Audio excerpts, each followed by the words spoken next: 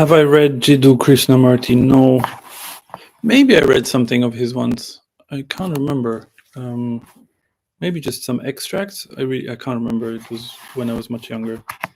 But I know who it is. I have read many Advaita Vedanta stuff, but deep understanding of life I got through Jiddu Krishnamurti only. Yeah, okay. Well, it's nice when something resonates. Doesn't mean that everything will resonate. It also has to be interesting to us, no? Like, the way someone expresses themselves will appeal to some people and not to others. Can there be absolute freedom? There is already only absolute freedom.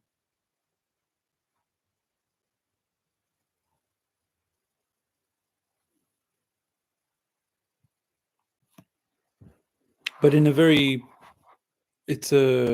it's not as, I don't know, it sounds very spiritual, but it's not.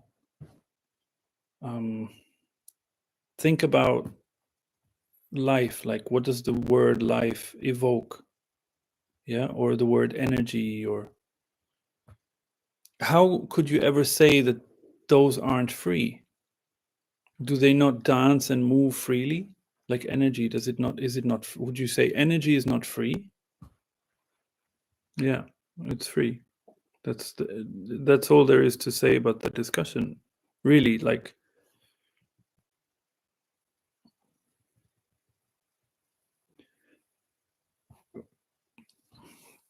then we can only talk about like why humans get themselves into like organize their society or organize themselves to not be free. Yeah, to seemingly not be free. Then we can talk about like, yeah, but it only happens in the human realm, and those are ego patterns that create those kind of conditions. How does one see things as it is?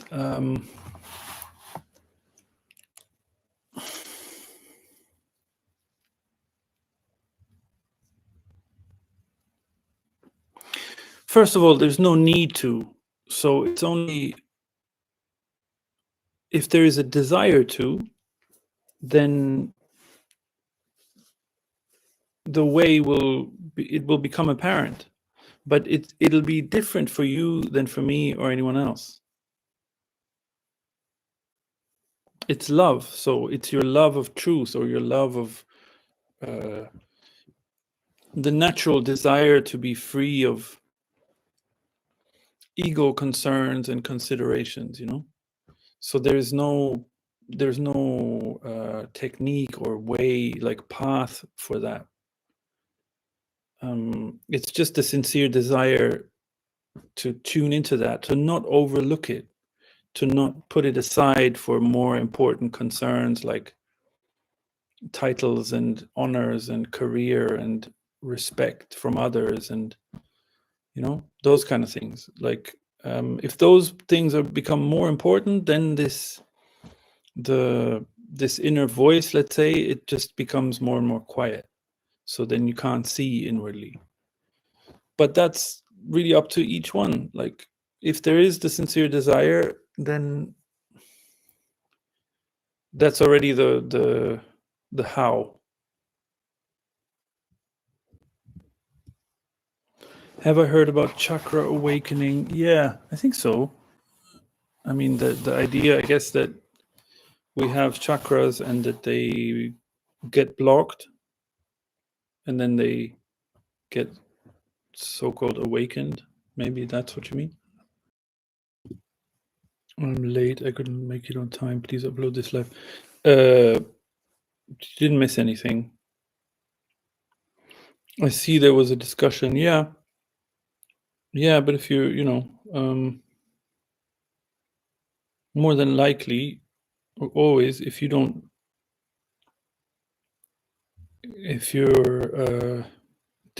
weren't there for it, then you didn't need. Then it was not interesting for you anyway. Yeah, if it's anything interesting, I upload it anyway. So I mean, it's always the same thing. There's nothing new.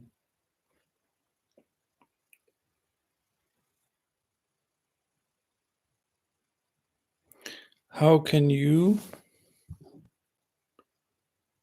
not if there was something not interesting for me? How can I know? I'm assuming you mean how can I know if there was something not interesting for you? Well, I just know that there is no late, and that there is no things cannot be any different to being in exactly the right place and the right time. It's only us, and it's only some unnecessary mental preoccupation to say, oh, I missed this, I didn't do that, I missed that. That has nothing to do with the way things are. So that's how I can say that.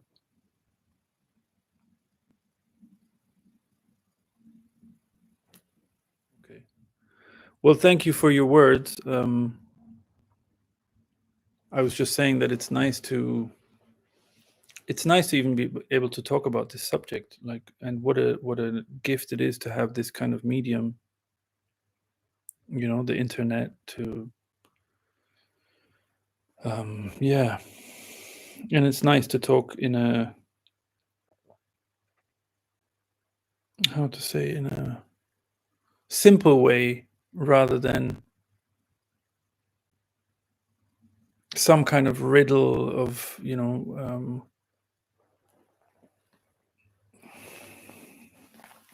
spiritual hoo-ha. And yeah, because there is no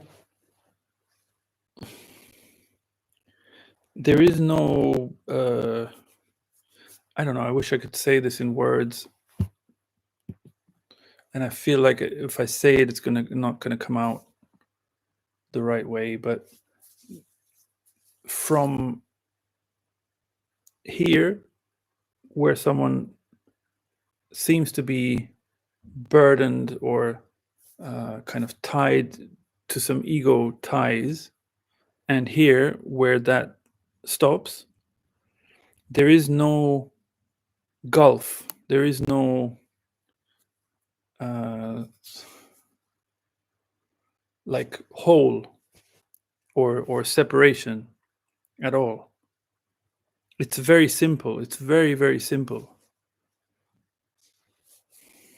And unfortunately, the way the subject gets talked about, there's always some, yeah, well, if you're lucky, then you're going to get free in this life. And if you're not, then I don't know, then tough luck kind of thing. Or, yeah, it can happen randomly, but who knows, maybe not. um, yeah, it's very simple. It's much simpler than that, as far as I'm concerned.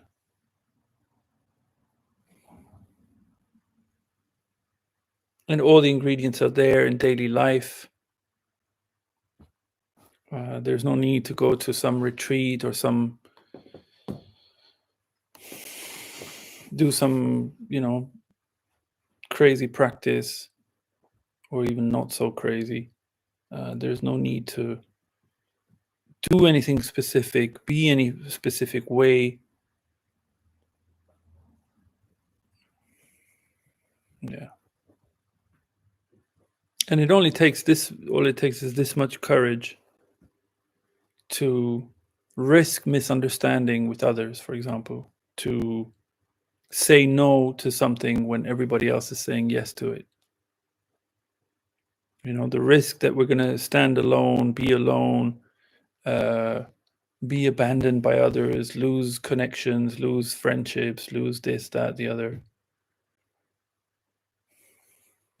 None of that stuff ever really happens anyway. And if there are, if you're kind of going about your day and about your business, and someone decides to no longer be your friend, then fuck them, really. It's all not very dramatic. it all sounds very dramatic, and it's in the head it sounds very dramatic, but it really isn't.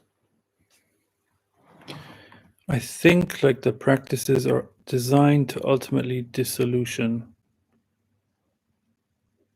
but I ask whether it's still a necessary process in order to bring one to the point of seeing. No, absolutely not.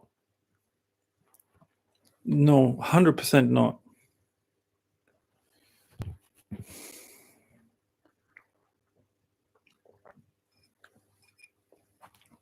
Imagine for a minute, just picture like that there is some god or someone, yeah, some authority there that will make you free or not make you free, yeah, just as a way of saying.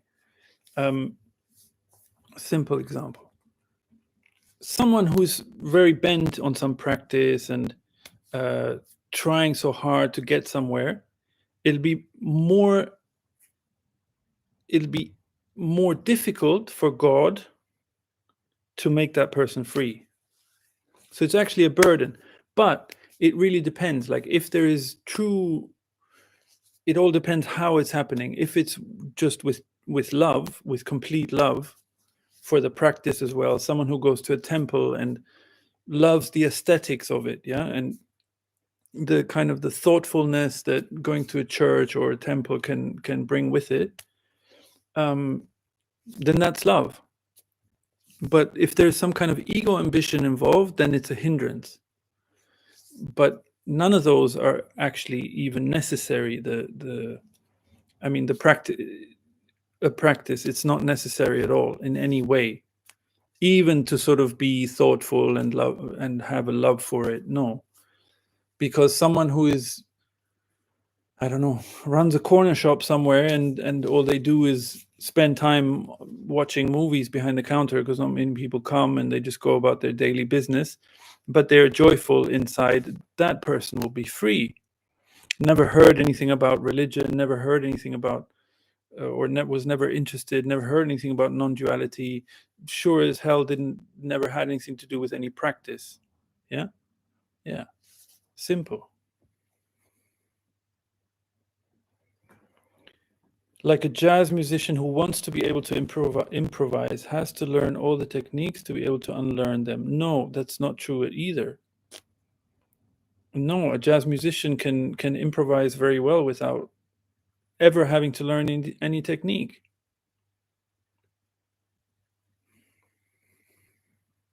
And if they do want to learn technique, then why unlearn them? Don't have to unlearn them either. No, no, definitely not. None of that is necessary.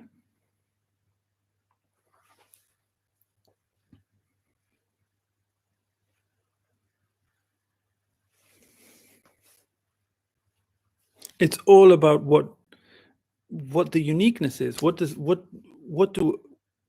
are my abilities? What do I want to do in life? It's like you said, I think you said it last time, right? It's really there's nothing to do except to live well. The whole point is to express, to enjoy, to bring to fruition whatever passions, loves we have, talents, gifts, abilities.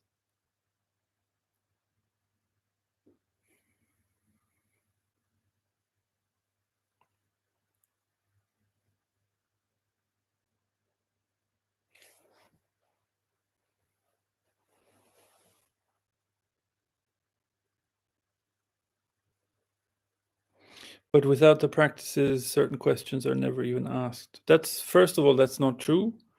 And secondly, uh, why do questions ever need to be asked? Love is not a question.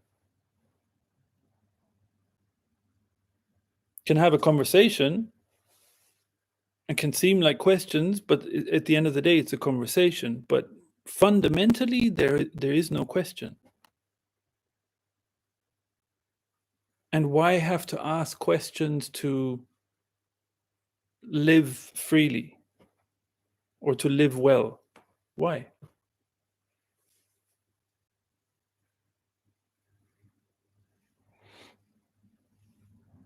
And what does the practice have to do with it?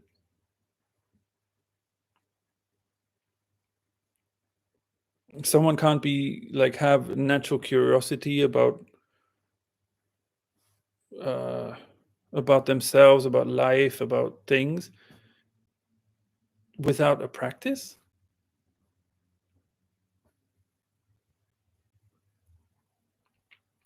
If it's not done out of love, like the jazz musician who is playing jazz out of love,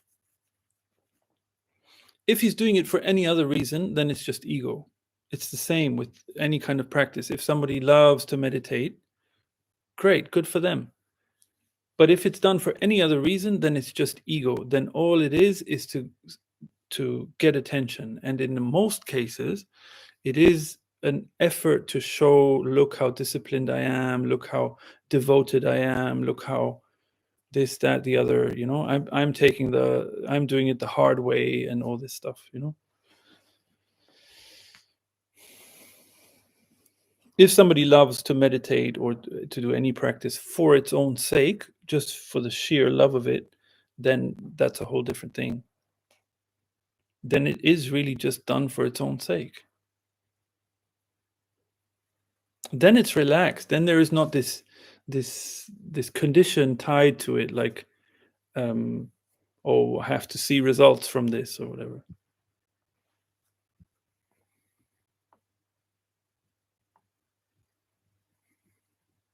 Hello there. When someone gets closer to awakening, can the ego produce symptoms of anxiety to create struggle against what is? Yeah, symptoms of anxiety, yes, I would agree, but a struggle against what is. Yeah, I think I know what you mean. Yeah, like I was saying before, I don't know if you were there for that, but if someone is, I don't know, if like relationships configurations might change, right? So let's say someone has like a really wide social circle, and then if they start getting interested in inner things, in the inner life more, to put it that way, then those bonds might loosen up, and people, the person goes their own way, and whoever is very committed and devoted to the group's way won't like that. Yeah. So this is also a stereotypical way of talking about this. So the anticipation to be alone, to be, who knows, like to not have money, these can all bring up anxiety, for example. Yeah, but most of those things, yeah, all of them, I would say, are uh, considerations of this collective ego. Yeah, so they're not really ours. So the anxiety is caused by the threat that is implicit in it's built into this conditioning. Yeah, so it's like we want to walk through that door, but there's like a, whatever conditioning we've taken it on through a certain amount of authority, punishment, or fear of punishment. Yeah, it's applied with some force. So then it's pretty well established. So then to go against it, yes, can cause symptoms of anxiety, because there is the worry that we're being disloyal to uh, whatever the structures around us, family, society. Yeah. So of course, yeah, things can come up like that.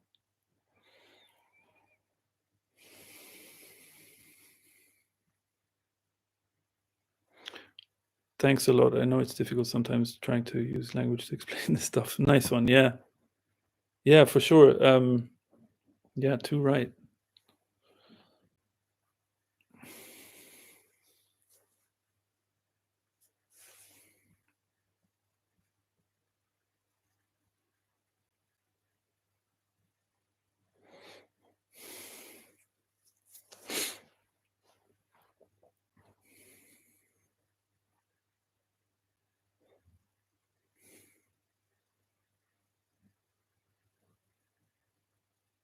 It's natural, right? It's natural to, like, it's unnatural to take in this conditioning in the first place, but because it's applied with some force, it's very natural. We have a natural sensitivity, so of course we're going to feel anxiety that's linked with this, right? I mean, if somebody speaks to you aggressively for no reason on the street, or like comes at you suddenly, you're gonna feel some anxiety, some like shock. It's natural because we have a natural sensitivity, and it's not natural for, like, ego isn't something natural. So any show of it, any manifestation of it, like aggression for no reason, as an example, is, of course, it's going to cause some kind of strong reaction. But it's also with smaller things, like I don't know if you've ever felt nervous about a bill coming or in the mail, or some administrative or bureaucratic thing, or like papers or visas, immigration, any stuff like this, legal stuff. It's natural that it can cause some anxieties or some concern like that, in that way, because those things aren't natural. Not meant to have to go through borders carrying some piece of paper that shows the photo of yourself and your name and all the registered details. It's not natural.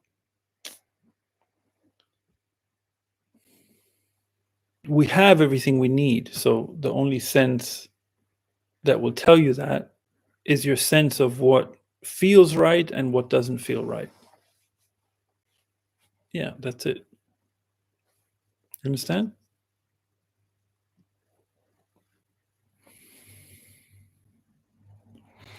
Yet this unnatural conditioning seems to be everywhere. So do you consider it valid to question this state of affairs? Yeah, of course. Of course.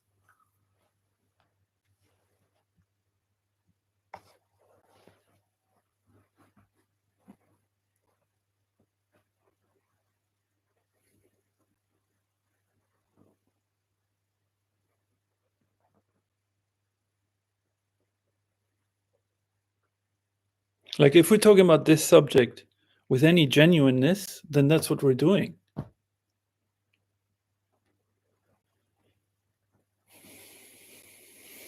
Why would I not consider it valid?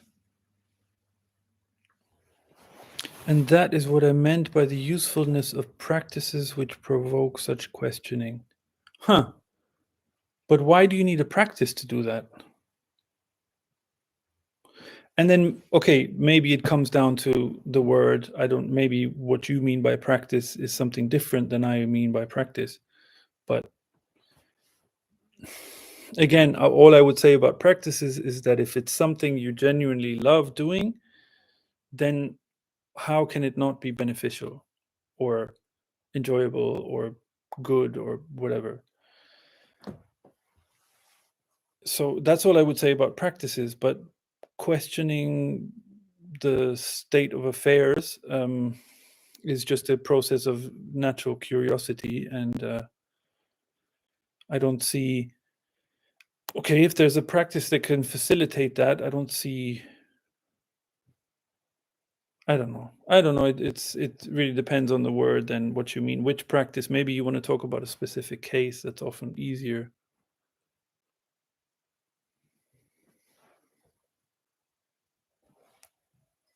But if it feels right, then it can't be wrong. Like, each to their own.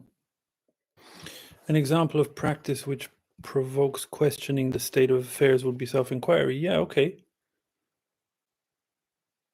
Do you mean self-inquiry like the question who am I, or who am I?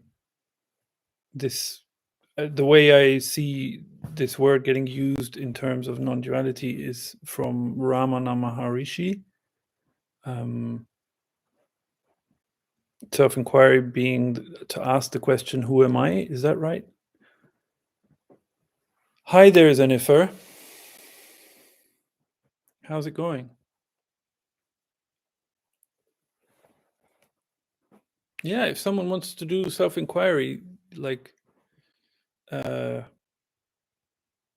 anyone to suggest that what Ramana Maharishi, who was asked, as far as I know, he was asked to say something because he was just staying silent, which is really the only answer to anything.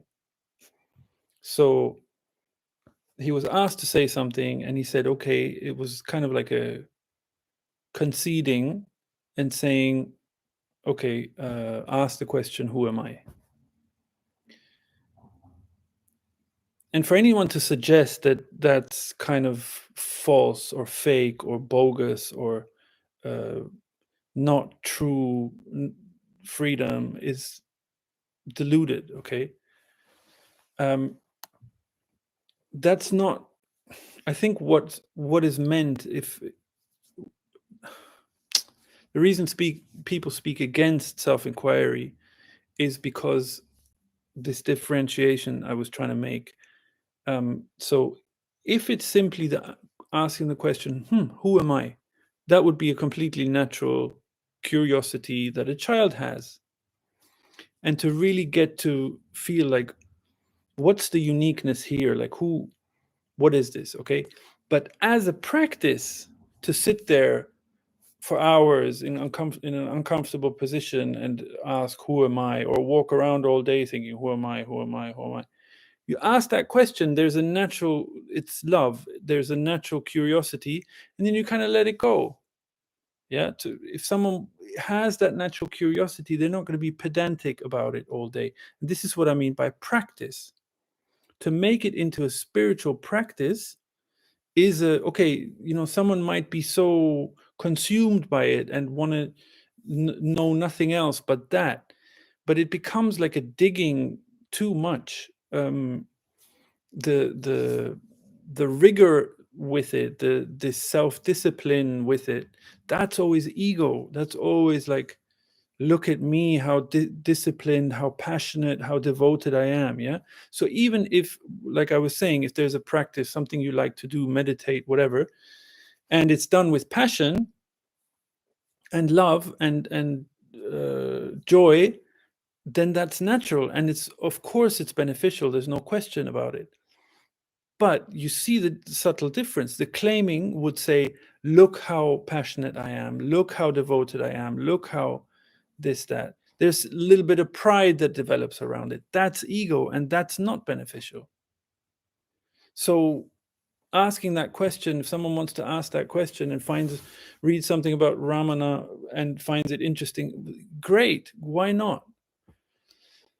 But to say that a practice is needed, like, which denotes to me some regularity, some discipline, some focus, that's nonsense. It's just not the way it is.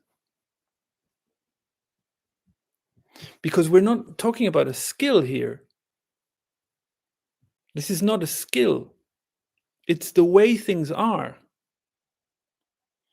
If you want to become an athlete, if you want to become this, or like learn this or that, this or that, this or that, then applying yourself in that way with lots of regularity and focus, that's what you need. But still, the same thing applies. If you do it out of passion, out of love, it's not going to be work. It's not going to be hard work. But if you start to develop pride about, look how devoted I am, look how disciplined I am, how good I am at this, then naturally even your talent will diminish. You're just riding an ego train then.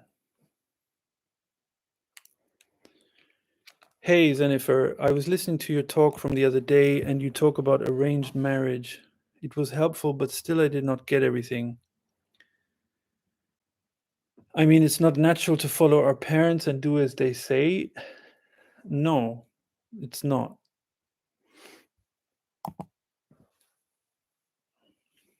No, it's not natural. That's not to say that, because I know I lived in India and I know a little bit about Indian culture. Um, uh, so there are cases, of course, because the structures are so in place and the conditioning is so strong and not questioned, or okay, it is questioned nowadays, but you know what I mean. It's very entrenched in the culture. So in that scenario, if someone out of pure love decides to go with something that the parents say, it can be innocent, but that doesn't mean it's natural. Yeah, it can be done with innocence and with pure love. It can, but it's still not natural of to levy this expectation on children to do what the parents want or what society wants. The whole thing is not natural. Okay, that's about it from me. Jennifer, I don't know if you ever want to write me an email. You can, if you want some more to talk more about it, or next time on a live stream, or maybe I'll do a video about it sometime. Yeah, feel free to email. The email is in the about section of the channel, but you have to do it from a computer, not from a phone, because it doesn't show up there.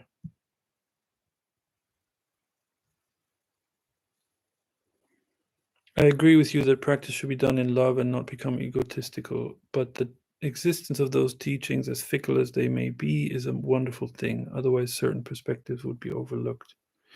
Okay, that's the conclusion. Yes, I agree. Uh, I agree that it's a wonderful thing. Sure, like how nice to read. Okay, I could say both. I could tell you, like, yeah, scriptures and what's written down is given way too much importance, and it's unnecessary. I wouldn't say it's wonderful because of the beauty of it. If it's wonderful, it's because uh, it's written with feeling. If someone wrote it down, it's written with some feeling. So that's what's in there. That energy is in there, the love for it. Yeah.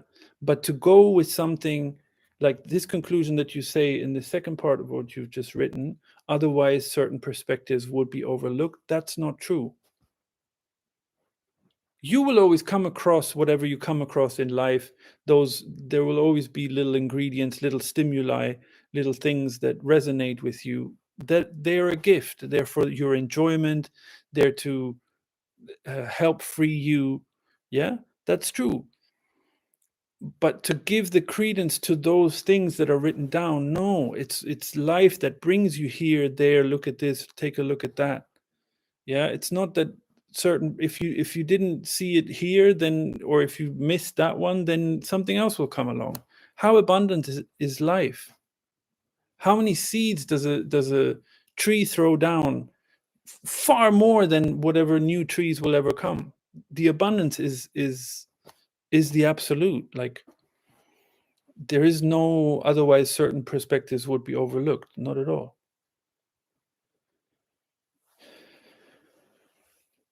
Hey, Jennifer, if they want to do it by thinking child's betterment still. I didn't get that. You mean like if parents are saying that they do it for the child's betterment?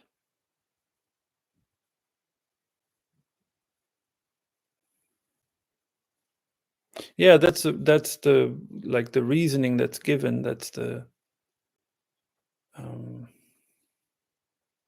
yeah, but it's yeah, it's not anything natural.